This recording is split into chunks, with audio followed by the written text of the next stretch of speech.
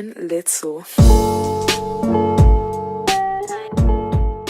Bueno, Nicolás, gracias por venir a conversar. Teníamos mucho interés en esta conversación y aclarar a todos los que nos están escuchando, que están escuchando en este momento este podcast, que dos cosas. Una, no hace mucho que se estrenó la película Cónclave.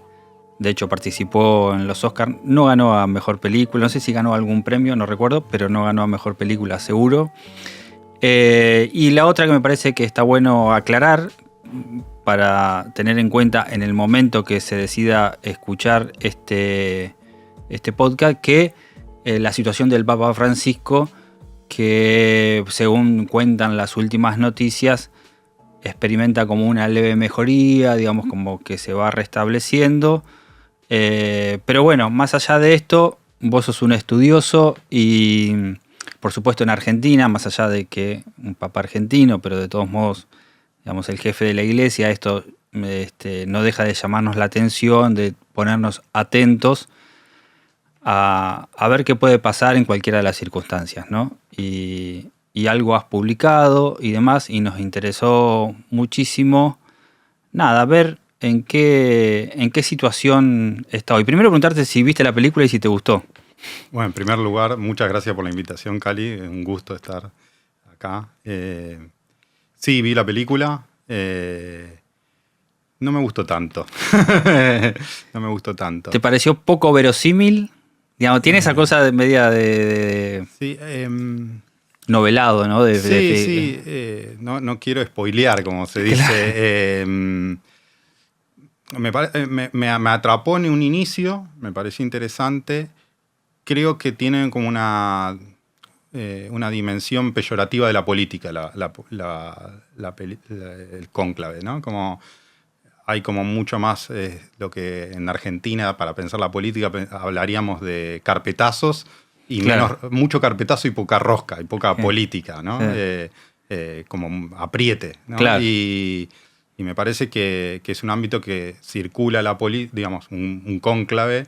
Es un lugar donde se hace política muy ritualizada, ¿no? Como con características por ahí ajenas a lo que... Vos te atreves a hablar de rosca, incluso, digamos, como politólogo, claro, y demás. Bueno, digo, eso, a nosotros que nos gusta la política, claro, lo traduciríamos en términos de rosca. Sí. Bueno, hay algunos politólogos o gente de la política que habla que es la rosca de las roscas, ¿no? Como la más compleja de la Champions League. Yo un poco jugando decía eso, que es como la Copa del Mundo de la rosca. Lo que sí tiene procedimientos distintos a la política que consumimos más habitualmente nosotros, porque son procedimientos muy ritualizados. En principio porque no es una democracia. Al no ser una democracia, es una elección que no funciona en una democracia de partidos, como tendríamos en la que nosotros estamos habituados a conocer. Entonces, ¿cómo hacer campaña? Pero bueno, se vota. Se vota. Y bueno, y de hecho, los sistemas electorales toman mucho, digamos, el desarrollo de los sistemas electorales en alguna medida han tomado como ejemplo las elecciones para la elección del Papa. Quienes alguna vez tuvimos la oportunidad de conocer la Capilla Sixtina y demás, es imposible no estar ahí y no imaginarse cómo será esa rosca, ¿no? Aunque no todo sucede ahí adentro, pero bueno, es donde se vota y es donde... Claro, digo, es muy ritualizada en el sentido que primero, para una mirada creyente, la elección del Papa la hace el Espíritu Santo. Claro. Por otra parte, hay una regla muy importante que condiciona toda la deliberación y la votación, que tiene que ver con el secreto. Entonces, todos los juegos de postulaciones y de juntar voluntades resguardan el secreto, el encierro, y que, bueno, se decide entre los que participan dentro del cónclave. Es un voto calificado, podríamos decir, porque son algunos los que pueden votar, y esto lo explicás bien en algunas de tus pies, de tu difusión sobre esta situación.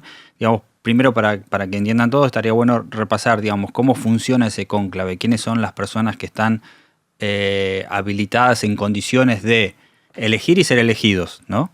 Bien.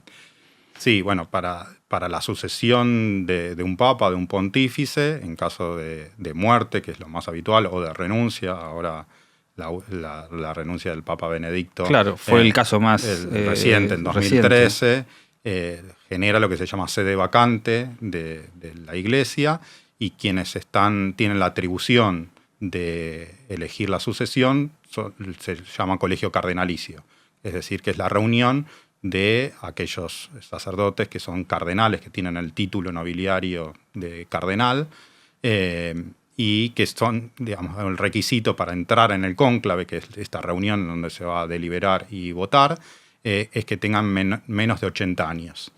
O sea, hay cardenales que se llaman electores y no electores. Los cardenales menores de 80 años participan del cónclave, y si bien no es un requisito que elijan entre ellos al sucesor, es lo que sucede en la práctica hace muchos siglos, que entre los que participan del cónclave se elige el sucesor, es decir, aquel cardenal que va a ser designado como papa, es decir, como obispo de Roma. Que además también tiene que tener la condición de no superar los 80 años, digamos. Claro, ¿no? al ser elegido dentro de ellos, solo participan los que tienen menos de 80 años. Okay. Hay otros cardenales, digamos, el requisito para ser papa es ser bautizado únicamente. Uh-huh. Hace muchos siglos que sale solamente de los cardenales que están reunidos en el cónclave. Y de este consejo, digamos, vos hablas también, marcás, que me parece importante, el porcentaje que fue designado por el propio Papa Francisco, digamos, dentro de la totalidad de los que conforman ese consejo. Exacto. Este colegio cardenalicio es importante cómo se designa en términos eclesiales, es cómo se crea un cardenal. Los crea el Papa. El Papa elige a quienes van a ser cardenales y, bueno, actualmente de los que están en condiciones, digamos, si hoy sucediera una sede vacante, hoy están en condiciones de elegir, de participar de un cónclave, 141 cardenales menores de 80 años. Bueno, de esos 141, el Papa Francisco creó el 79%. Más de 110 creo que son los que eligió. Los otros fueron creados, designados por el Papa anterior, Benedicto XVI, y alguno queda que ha sido designado por Juan Pablo II. Uh-huh. Esto para quienes no tenemos conocimiento sobre esta cuestión específica. Al haber sido nombrados por el Papa Francisco, ¿quiere decir que de alguna forma concuerdan, digamos, con sus posturas, con sus ideas, con sus ejes principales, o no? ¿O el Papa puede designar a alguien por otras características que no tengan que ver mucho con su postura? Digamos, el Papa no tiene que fundamentar por qué elige a los cardenales, o sea, por qué los crea, por qué los designa. Eso los hace en unas ceremonias que se llaman consistorios, que en los últimos años se reúnen una vez al año más o menos. También convoca el Papa cuando quiere a la creación a consistorios. Hay un número establecido que tiene que tener el colegio cardenalicio, pero se va ajustando también en la medida que los cardenales mueren o llegan a los 80 años. Entonces es un cálculo aproximado de la cantidad que tienen que ser. Y en ese sentido el Papa no tiene que dar explicaciones de por qué elige a uno u otro. Uno puede especular que todo Papa va forjando su sucesión, es decir, va... esto que estamos diciendo, en los 12 años que lleva Francisco siendo Papa, hubo 10 consistorios y creó todos estos cardenales que fueron dándole forma a este colegio que va a designar a su sucesor. Entonces uno puede especular que van a seguir su línea. Pero no solo es este el único criterio para establecer, y se ha visto que, digamos, que ha habido papas que lo han sucedido, cardenales que no siguieron su línea, o que incluso el Papa ha elegido cardenales. Bueno, que en el caso de Benedicto y Francisco. Claro, ¿no? Igual a Francisco, que era Bergoglio, fue nombrado cardenal por el Papa Juan Pablo II. Claro. ¿No? Pero sí, uno puede pensar que no es la misma. De hecho, el pontificado de Francisco es claramente distinto al de Benedicto y el de Juan Pablo II. Después había un uso de costumbres que Francisco no lo siguió tanto, que es que los obispos de ciertas ciudades importantes llevan el título de cardenales. Es decir, por ejemplo, el arzobispo de París en la historia siempre había sido cardenal, o hace muchos siglos que es cardenal. Actualmente no es cardenal. El arzobispo de Buenos Aires, de hecho, el arzobispo de Buenos Aires históricamente lleva el título de cardenal, pero el arzobispo... Pero no participan de este consejo. Claro, sí. Pueden participar de este consejo. Claro, exacto. Claro. O sea, los habilitaría a entrar. Claro. O sea, históricamente el arzobispo de Buenos Aires participa de un cónclave en caso de generarse la sede vacante. De hecho, Bergoglio era arzobispo de Buenos Aires y por lo tanto cardenal. Pero actualmente el arzobispo de Buenos Aires, García Cuerva, no es cardenal. Entonces, en caso que hubiese una situación de convocar un cónclave ahora, García Cuerva no participaría. Claro.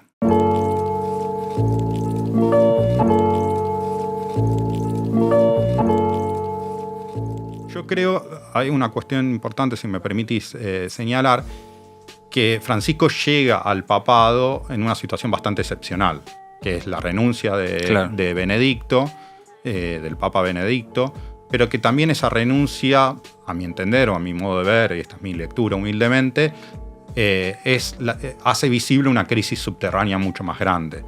Entonces, Francisco, de alguna manera... Algo que todavía no está saldado, digamos.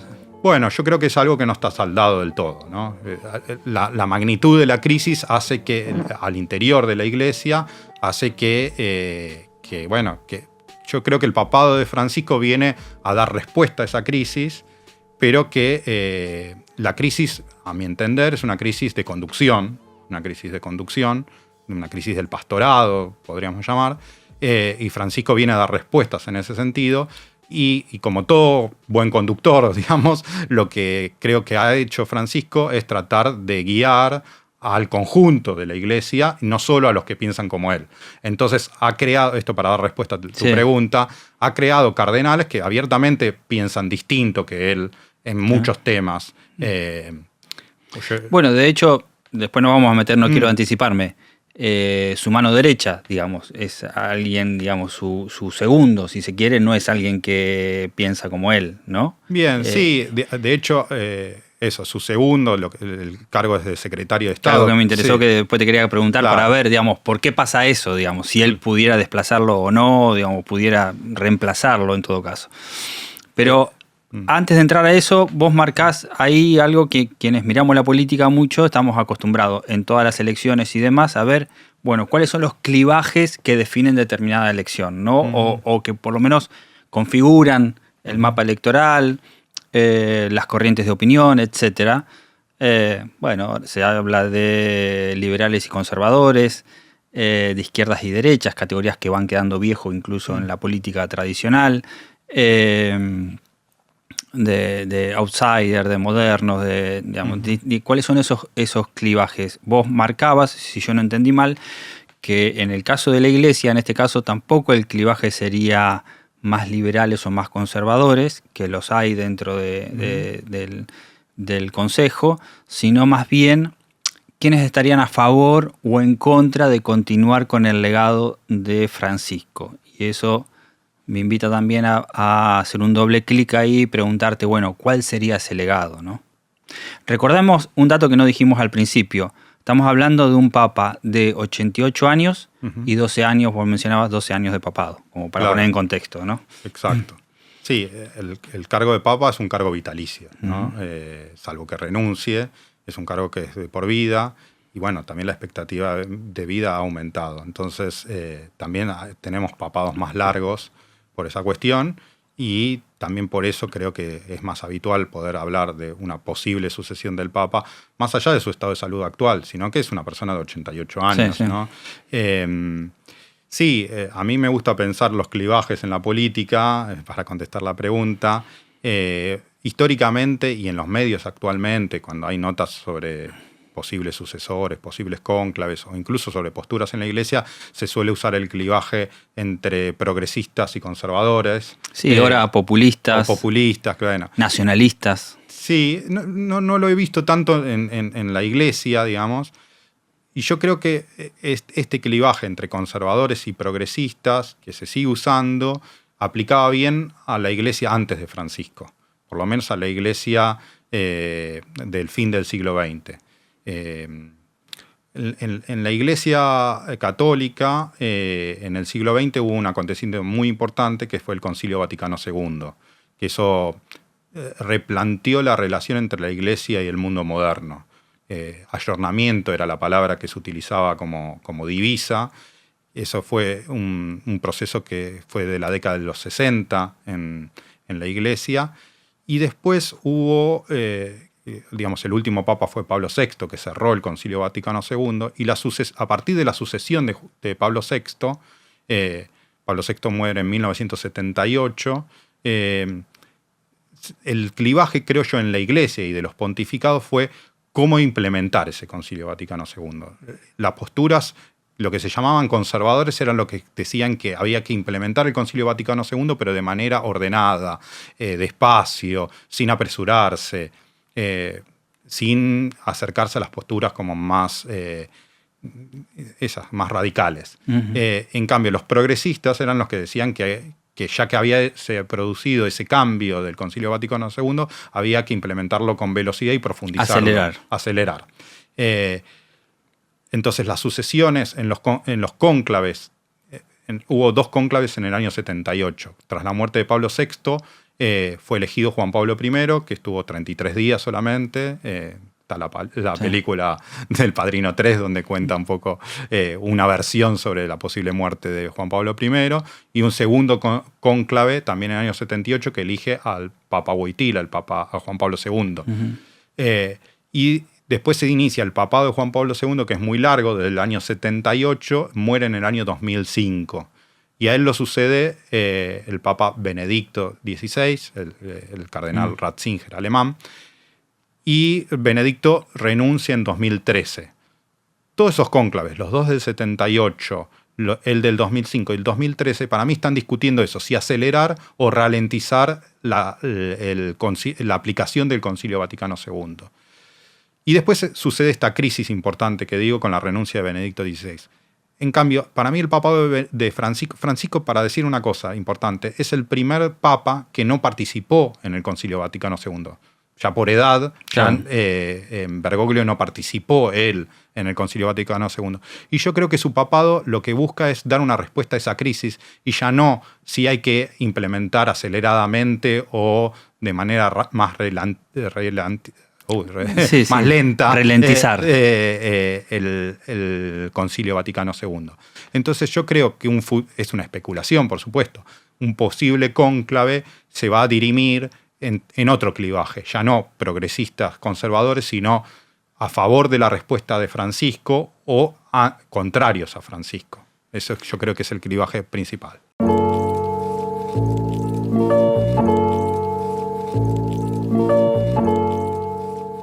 Y hablas también de distintos impactos en Asia, en Europa, en Estados Unidos, como clave, ¿no? Digamos, para tener en cuenta, digamos, cómo ha habido algunas traslaciones, digamos, de cómo fue, digamos, reorganizándose, digamos. Sí, obviamente el Vaticano y la Iglesia Católica es un actor fundamental en el mapa geopolítico, ¿no? Pero es un actor que durante varios siglos, muchos siglos, estuvo muy anclado en Europa, ¿no? Y creo que el papado de Benedicto tal vez fue el último papado muy europeo, ¿no? Como centrado en una mirada europea de la Iglesia y de las relaciones internacionales incluso, ¿no? Por ejemplo, el papado de Benedicto insistió mucho en la Unión Europea para que se incorpore la característica de la cristiandad europea, ¿no? Bueno, y con Francisco tenemos un papa del fin del mundo, como él lo dijo en primer lugar, desde las periferias. Y yo creo que su papado ha hecho más universal a la Iglesia, ¿no? Si bien sigue estando centrada en Europa, hay un proceso que yo le pongo una palabra fea, pero que está deseuropeizándose. Uh-huh. Hay muchas discusiones sobre la cantidad de católicos en el mundo, si están perdiendo peso frente a otras religiones o no. Pero es claro que sí se está perdiendo la cantidad de católicos en Europa. ¿Y esos datos se tienen en cuenta a la hora? Hoy hablábamos de acelerar o no acelerar, digamos. Obviamente hay una mirada, hay un oído atento a qué está pasando, digamos, en la Iglesia, sí. Como para decir, bueno, necesitamos profundizar el cambio o no, digamos, esa mirada, digo, a sus feligreses, ¿no? Digamos, su mirada a qué está pasando. Yo creo que sí, digamos, o por lo menos las personas más lúcidas que conducen la iglesia sí lo miran. De hecho, el Vaticano tiene una oficina especial de estadística que lleva un anuario de estadística de cantidad de fieles en las distintas partes del mundo, de sacerdotes, de obispos. Y bueno, y esos estudios están discutidos, porque hoy, como toda estadística, sí, sabemos que es discutida. La cantidad de católicos en Europa viene reduciéndose, pero por otro lado viene creciendo la cantidad de católicos en África, en Asia también. Y en América también viene reduciéndose, no tanto en Estados Unidos. Raro lo de Estados Unidos.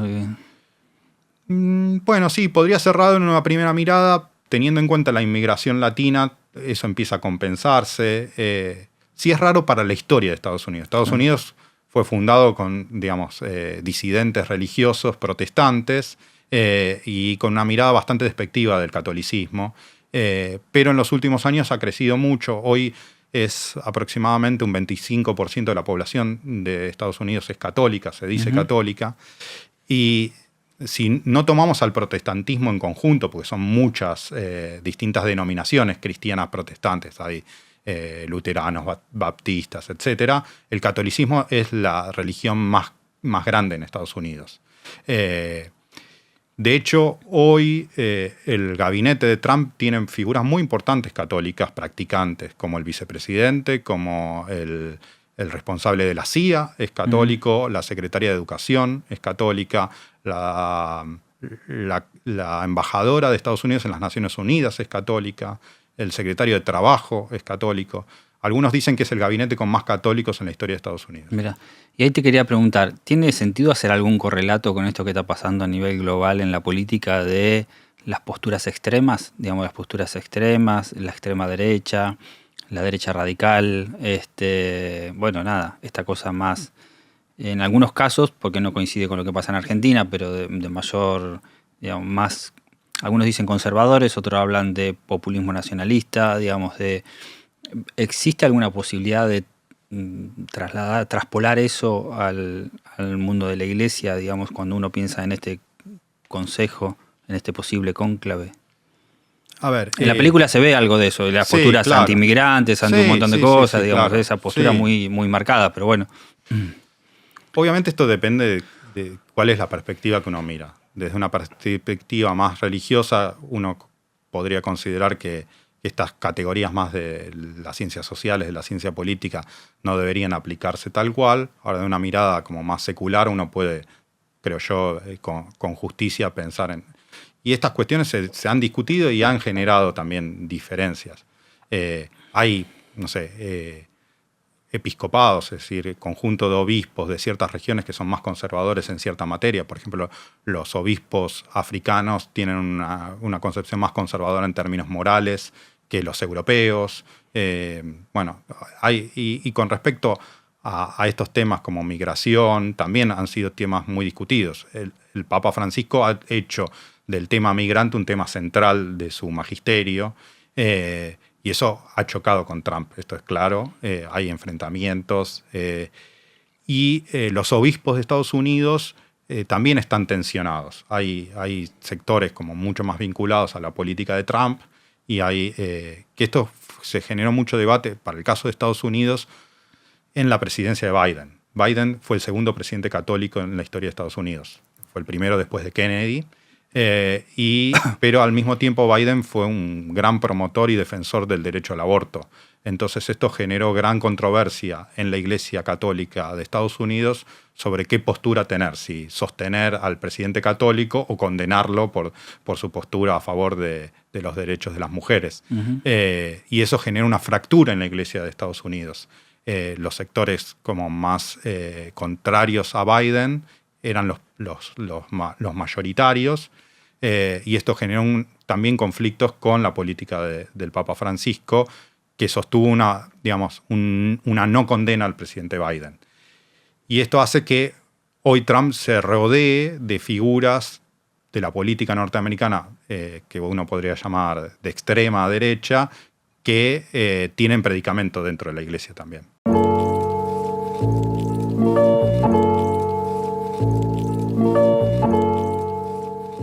Hay un tema que vos mencionás también y que supongo que es algo que se debe estar analizando, viendo, es, digamos, el cuidado que se tiene al momento de elegir un papa, digamos, el tema de la edad, porque esto de si hay una transición, digamos, y se piensa a alguien ya muy cercano, tiene que ser por debajo de los 80 años, pero si se piensa a alguien cercano, imaginando, augurando un papado más corto, o alguien considerado más joven, digamos, con lo cual se piensa o se especula, porque después puede pasar cualquier cosa, en un papado más largo. ¿Qué tiene que ver esto con las transiciones, con las crisis, con los problemas a resolver? Bueno, si es una transición, pensemos en un papado posiblemente más corto, digamos.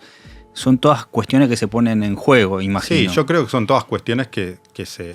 A ver, uno tienen que elegir entre 140 varones grandes de edad avanzada, quién va a representar, digamos, a la iglesia, ¿no?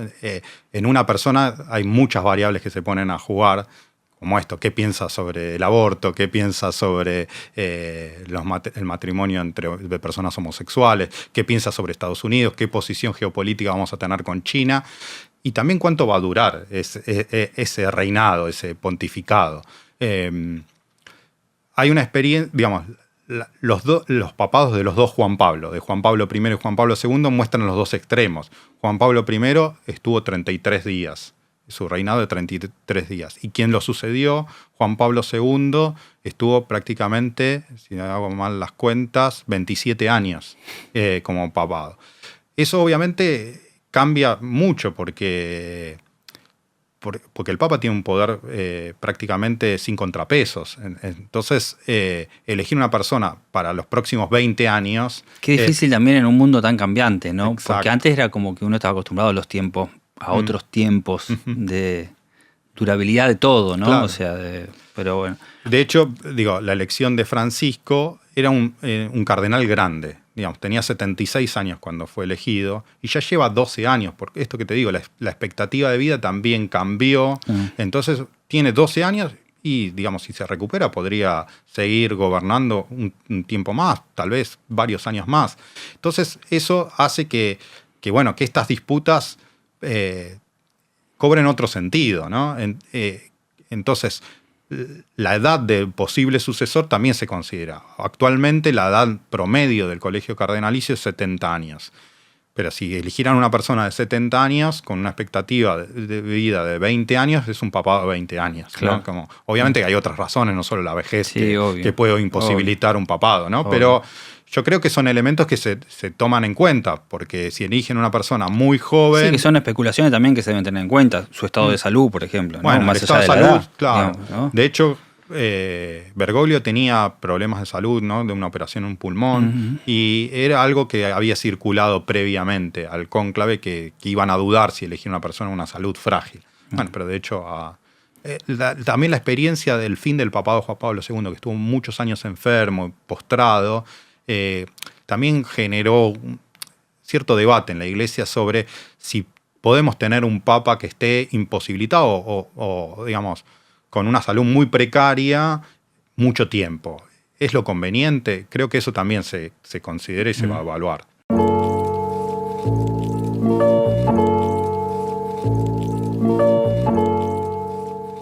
Me gustaría que nos metamos un poco hasta donde se pueda y, digamos, no queriendo abusar del tiempo y demás, en algunos actores, en algunos protagonistas, en algunos nombres propios, vos algo decís, y me llamó mucho la atención esto, digamos, una merma de presencia en Europa cuando arriesgas o la prensa especializada está hablando de un posible papa italiano para suceder a Francisco. Que hace mucho que no ocurre, ¿no? Claro. Ahí lo marcás desde el 78. 78.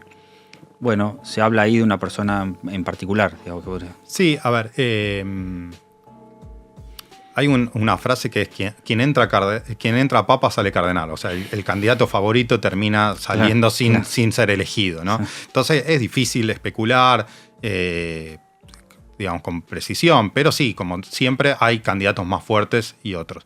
Una cuestión que circula mucho... O no candidatos, también decisores, ¿no? Decisores, claro. Bueno, hay como distintas figuras. A veces Pero esto qué pasa, por ejemplo, en el cónclave anterior, el que eligió a Bergoglio, se decía que Bergoglio no tenía posibilidades, ¿no? Porque había sido candidato en el cónclave anterior. En el que se decía mucho que hasta el propio Bergoglio no quería, ¿no? Bueno, también se dijo eso, como es secreto uno no sabe bien, pero no estaba dentro de los favoritos, no sé, pero sí creían que podía ser quien reuniera votos, digamos, para otros candidatos, lo que se llama un kingmaker. Sí, se lo tenía como alguien... Claro, como una figura importante que podía como canalizar definir sus apoyos a otro candidato.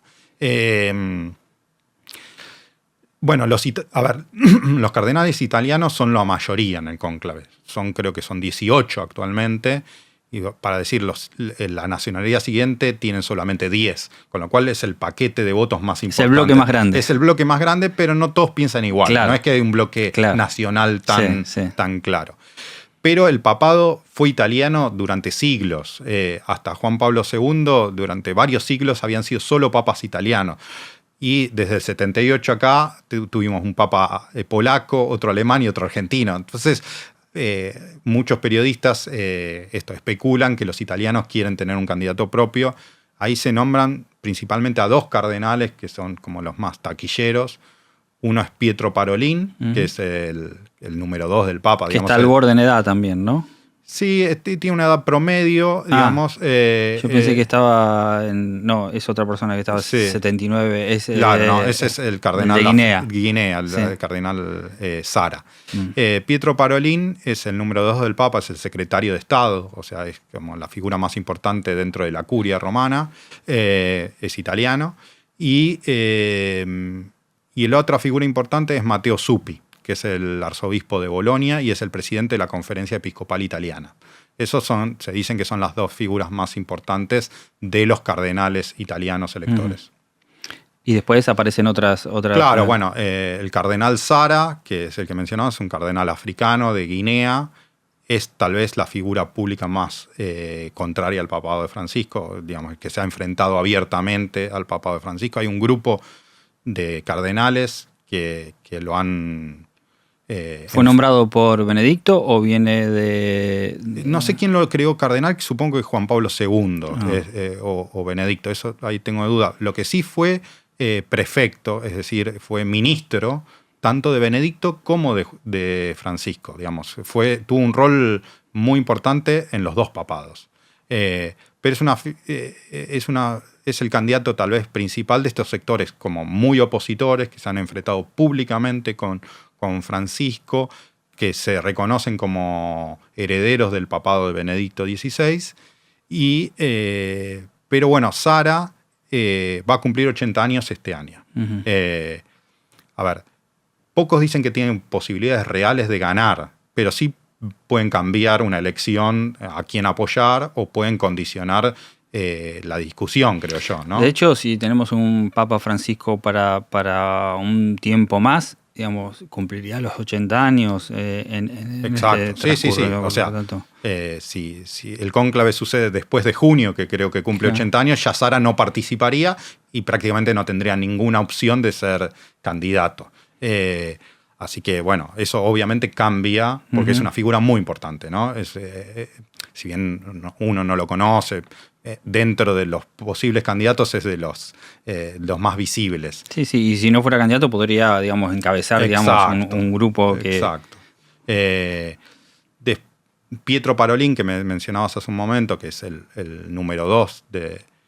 Dicen que puede ser ahora las noticias últimamente... ¿Por qué Francisco lo tiene como número 2 si no condice tanto con su pensamiento, digamos, con su postura? Claro, bueno, eso te iba a comentar. En las últimas noticias dicen que podría ser el candidato de los conservadores, Pietro Parolin. Yo creo que podría ser un candidato en la medida que no haya un candidato más propio, digamos, ¿no? Entonces sería como el ala conservadora dentro de los creados por Francisco. Claro.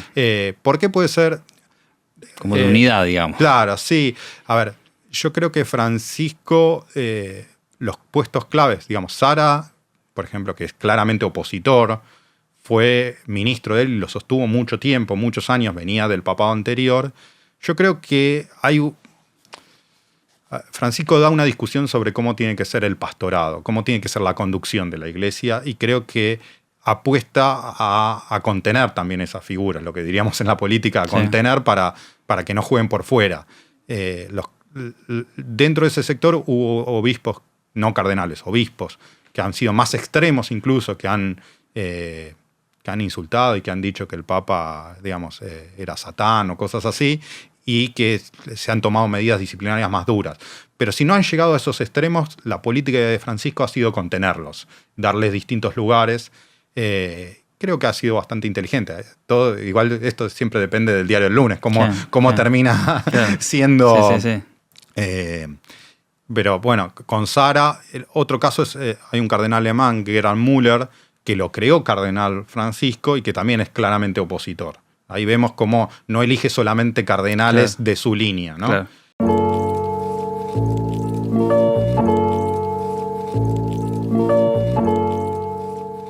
Después tenemos dos actores argentinos preponderantes también, ¿no? Claro. El caso de Tucho Fernández Sí. y el caso de... El cardenal Sandri. Sí, son dos figuras muy distintas entre sí. A Tucho Fernández lo conocemos bien, fue hasta hace poco, digamos, estuvo en La Plata. O sea, que fue arzobispo de La Plata. Nombrado por él, digamos, claro, obviamente. Sí. Es como el más francisquista, claro, ultra francisquista. Sí. Es tal vez el cerebro teológico de Francisco. Está en un puesto clave hoy en la Curia Romana. Es prefecto del dicasterio de la doctrina de la fe. Lo que antes era el Santo Oficio, ¿no? Claro. El guardián de la doctrina católica. Es un cardenal muy joven, es muy resistido porque es un ultra, digamos, ¿no? Yo creo que, esta es una especulación mía, no conozco ese funcionamiento, pero creo que es quien puede contener a los sectores que se sienten más identificados. Si bien no creo que él pueda ser candidato porque es muy extremo, muy extremo para esa mirada, ¿no? No estoy diciendo que sea un extremo en sí mismo, ¿no? Creo que puede contener a esos sectores y es muy joven, ¿no? Tiene 62 años, ¿no? Con lo cual seguramente va a poder vivir más de un cónclave. Claro, con esa diferencia de edad que tenga esa...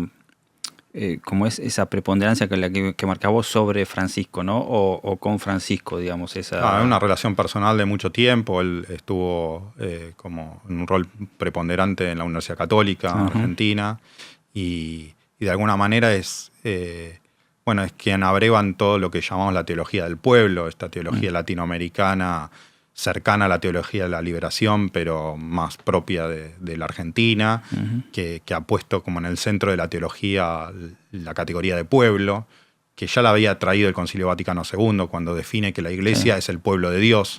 Entonces esa teología del pueblo, Tucho Fernández de alguna manera es esto es como el teólogo que sustenta los documentos de Francisco que traen esta línea a la Iglesia más universal. Y el otro es el cardenal Sandri. Cardenal Sandri tiene como otro perfil, es un diplomático, tuvo un rol muy importante, llegó a ser número 3 de Juan Pablo II. Que no puede ser electo. No puede ser electo porque tiene 81 años, si no me equivoco. Es argentino, mucho más conservador en sus posturas, pero llamativamente, fue algo que llamó mucho la atención antes que fuese internado Francisco en febrero. Fue internado el 14 de febrero, los primeros días de febrero, Francisco le renovó su cargo como vicedecano de este colegio cardenalicio. Y eso fue una lectura como se especuló mucho porque no se esperaba eso, se lo prorrogó por 5 años y va a tener un rol preponderante antes del cónclave al recibir a los cardenales que se acerquen a Roma a ese futuro cónclave. Entonces, eso se especula de una posibilidad de vuelta, de como juntar voluntades a un legado de Francisco. La figura del decano, que se ve en la película claramente, es un poco el que organiza el cónclave, ¿no? Pero no necesariamente participa del cónclave. En la película sí participa porque tiene menos de 80 años. Y hasta vota. Y es votado. No, actualmente, tanto el decano como el en este caso sería el italiano que mencionabas. Re es el cardenal italiano, tiene 91 años. Uno cree que no tendría ese rol tan protagónico como tiene el de la película, pero el vicedecano, que es Leonardo Sandri, que es un ítalo-argentino, que criado en Buenos Aires, tendría ese rol más importante, aunque no participaría de la votación, ¿no? Porque ni del cónclave de las deliberaciones, ¿no? Esta es la situación. Sandri comparte. Es interesante porque el candidato que mencionamos hace un rato, Pietro Parolin, que es la otra figura, es italiano. Él no es el decano, digamos. No, ese es el número 2 y se especulaba que iba a ser el decano. Por eso sorprendió que no se lo dieran a él, que Francisco no le diera el cargo de decano, que sería de alguna manera como hacer un guiño, que la sucesión iba por ahí, y Francisco no lo hizo y como religió a los que ya estaban designados, que son el cardenal Rey y el cardenal Sandri. Sandri fue un diplomático, digamos, fue lo que se llama nuncios, que son los embajadores del Papa. Fue nuncio en Venezuela y en México, digamos. Y Pietro Parolin también fue nuncio en Venezuela. Los dos tuvieron que tratar con el chavismo, en una relación como bastante compleja que tuvo la Iglesia con el chavismo. Así que bueno, nada, es una característica que comparten ambos. Bien.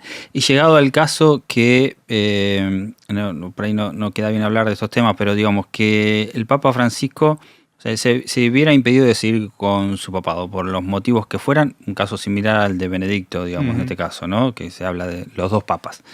Sí sería alguien que pueda influir muchísimo en el cónclave, digamos. Sí, o sea, a partir de la renuncia de Benedicto se abre la posibilidad de que los papas renuncien, que en general no estaba dentro del... Claro, y que el cónclave se desarrolle mientras ellos están, ellos estén vivos. Claro. Sí. En el caso, digamos, la única experiencia cercana que tenemos, pues la anterior es de 1200, así que no podríamos saber bien que en la situación del 2005, Benedicto se retiró y no participó del cónclave, ni, digamos, se recluyó en el Vaticano. No tenemos mucha experiencia atrás para poder saber cómo podría influir o no un papa emérito sobre un cónclave funcionando, ¿no?